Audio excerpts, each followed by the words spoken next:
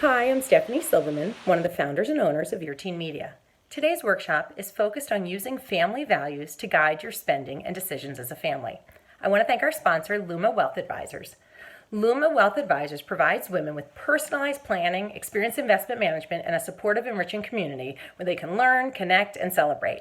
Founded on the concept of inclusion, the Luma team is comprised of men and women serving women and their families. You can follow Luma on LinkedIn, Twitter, Facebook, and Instagram, and join their community at lumawealth.com. Enjoy the workshop. Hi, Sue Borison from Your Teen Media, and today I'm here with Heather Ettinger, the founder and CEO at Luma Wealth Advisors. So, Heather, I'm so happy to be having this conversation because I think this is a conversation that we don't have often enough. We're going to talk about money, the taboo of money. It's so true, Sue. And thank you so much for having me today. I think you and Steph and your team have just done an amazing job, particularly over the last few months. And you may or may not know, it's actually Financial Literacy Month. So this Ah, topic today is very timely. perfect. And you are right, money is taboo, and actually one of the biggest sources of divorce in this country is families not talking about money. So this is very important. Okay, so our first question is, does this time in our lives where we are locked into our homes, does that create an opportunity for these conversations? I think this presents a fantastic opportunity to have these conversations. First of all, let's face it, we are having more family dinners and more time where the family is sequestered in the house. And I think, when you think about financial wellness is really about the safety and security that you have around your money. And so this is a good time to really be starting those conversations and getting everybody in the family involved and starting to talk about kind of money messages, money history that you or your partner or spouse have had and how it's affected your relationship with money. Where did the family money come from? Those stories that are often generational. This is a wonderful time to be having those conversations and sharing some family stories. You talk about three different discussions we can have around money. The first one was value-based discussions. The second one is the priorities of each family, because we know everybody is going to have a different set of priorities. And the third is charitable giving of time and treasure. So you had mentioned those three things. I'd like to cover each of those. We'll start with number one, which was the value-based discussion. What does that look like? And really, if you think about it, Sue, all three of these are very much values-based discussion. But I'd like to start by saying to families, it's not so much about how much money there is, but it's really about how is the money being spent and is it aligned with the family's values. Often when we get into trouble, it's because it isn't aligned around the family values. So I think it's a great place to start. And I often say to people, values are caught by our children, not taught by us. And that often leads to people really starting to think about it differently. When I was speaking in Colorado a few years ago, there was a family, the woman came to me, I was speaking to a group of moms, and she said, I can't understand it. My kids want to buy every new product that comes out by Apple or whatever technology product comes out. And we can't afford to be doing this. And yet we're having a really tough time saying no. My first question was, so what do you, and in this case, her spouse, what do you do? Do you have new technology? Well, yes, my husband buys every new piece of technology that comes out. I said, that's the role model your child is seeing. So that's what they're aspiring to do. So we just have to remember they are really reflecting what behaviors they see us projecting.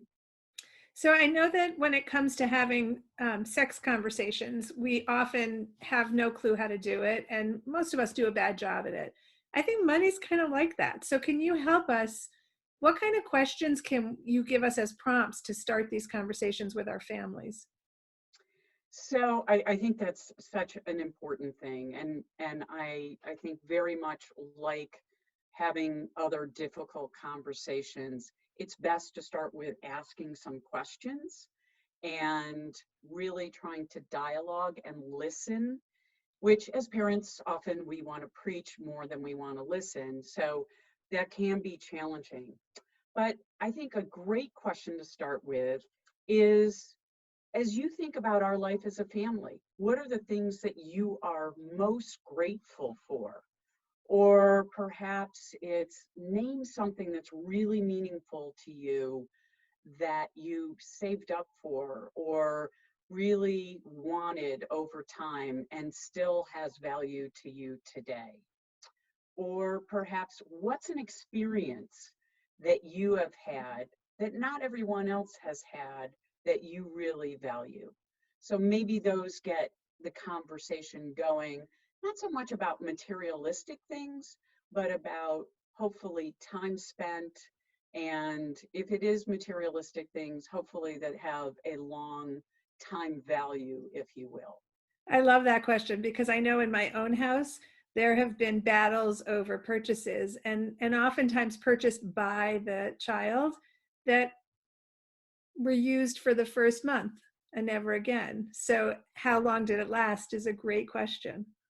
Right, right. Does it still have meaning? Yeah, I love that. So let's move on to the priorities of the family. First of all, do the parents have to have the conversation first before you sit down and talk about it with the kids, or can it just be that you're all setting those priorities together?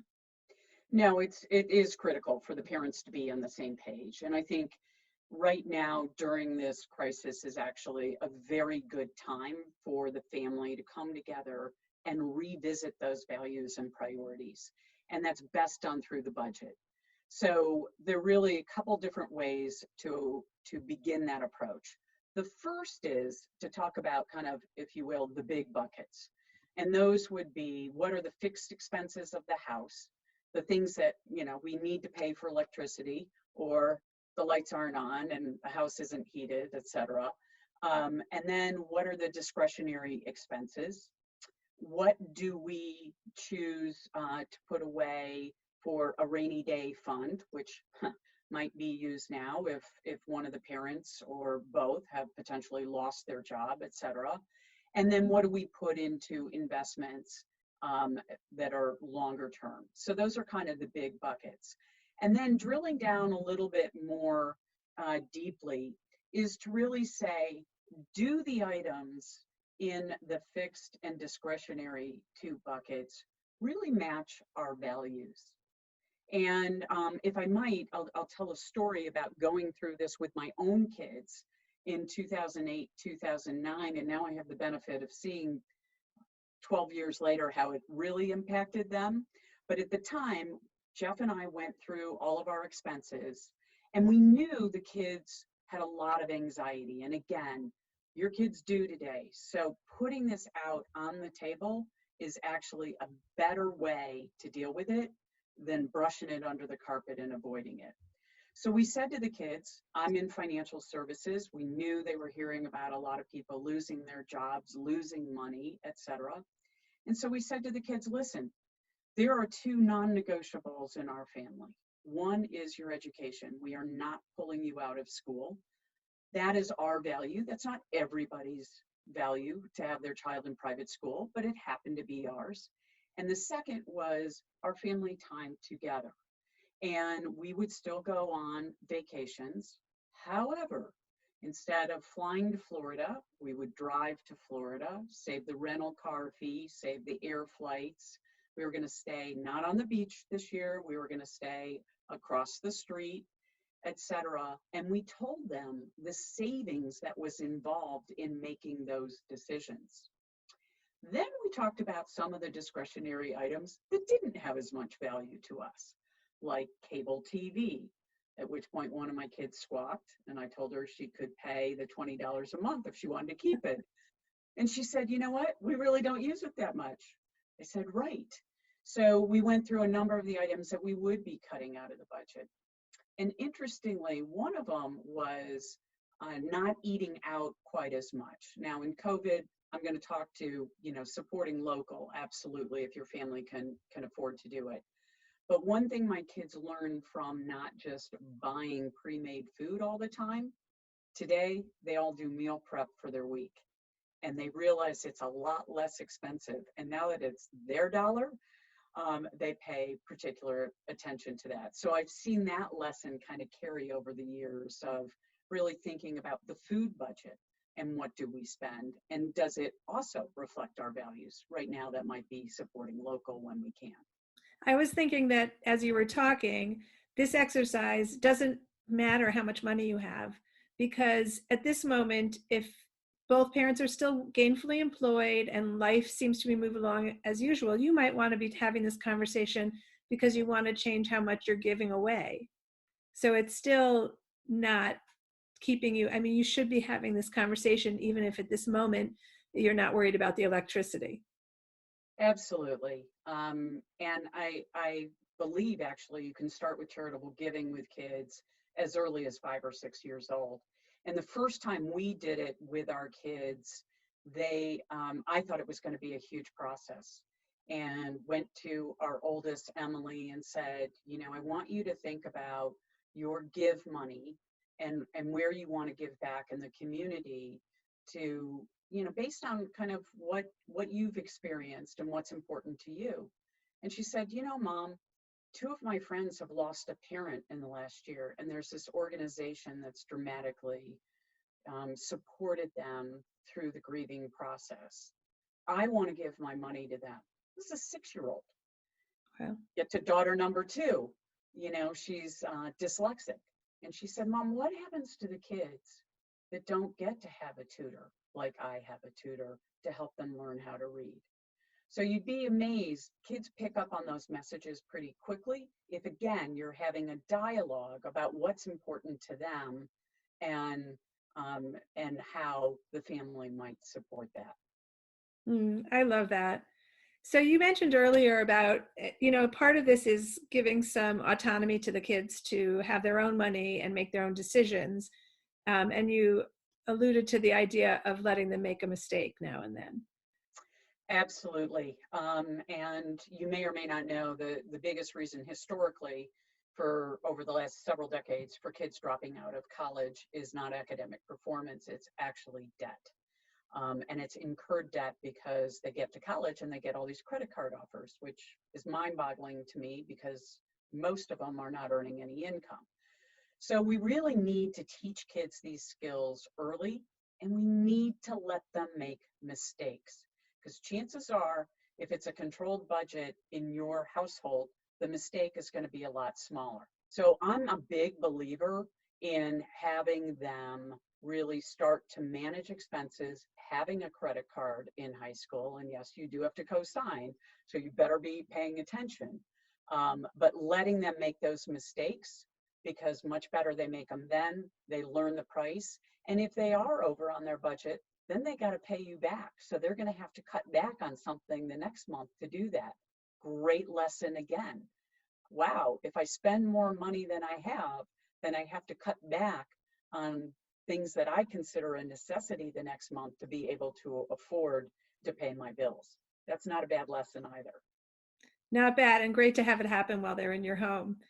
Let's move on to number 3, which is charitable giving and helping others. So this is really a favorite topic of mine, and I really think, again, charitable giving can start at a young age.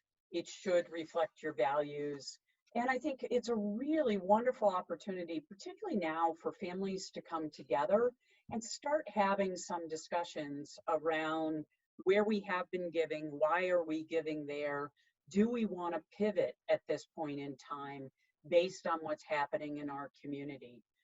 At the end of the day, it's really about expressing gratitude and helping others. So I'm going to mention one other resource, Sue. It's called kiva.org.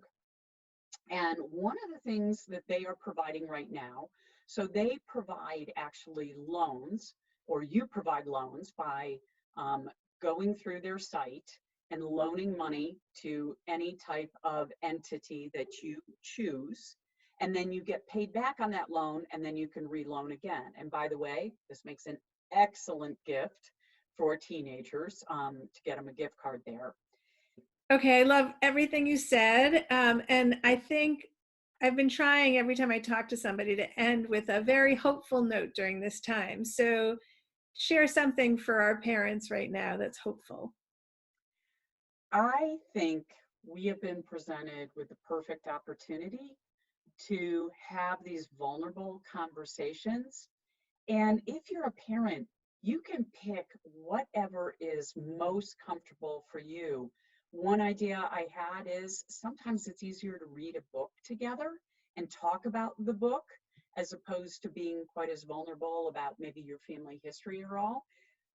So I have a couple recommendations. Prince Charming Isn't Coming by Barbara Stanny. She inherited quite a bit of money and went to the ATM one day to find out that her spouse had drained all of her accounts. And so it's actually a story of her life. And then there's this one, which is kind of fun, Economy, How Our Economy Works and Doesn't Work. And it's all in words and pictures. You can see it's got fun cartoons and stuff in it. So you can read books, you can listen to podcasts, and you can do it together. And that's the most important thing. The key is start now. It's a good time. We're all at home, and let's share some of that family history, those family stories, and those family discussions. Thank you so much, Heather Ettinger. This was so helpful. And I feel like my plate is full right now to go do stuff. Thank you so much, Sue. And again, the team at Your Teen is doing a fantastic job addressing some important issues at this time. And as always, if I can be of any help, and people can feel free to visit us at lumawealth.com. We've got all sorts of resources there, and we're happy to share them with our families at this time. Thank you. It's been a pleasure.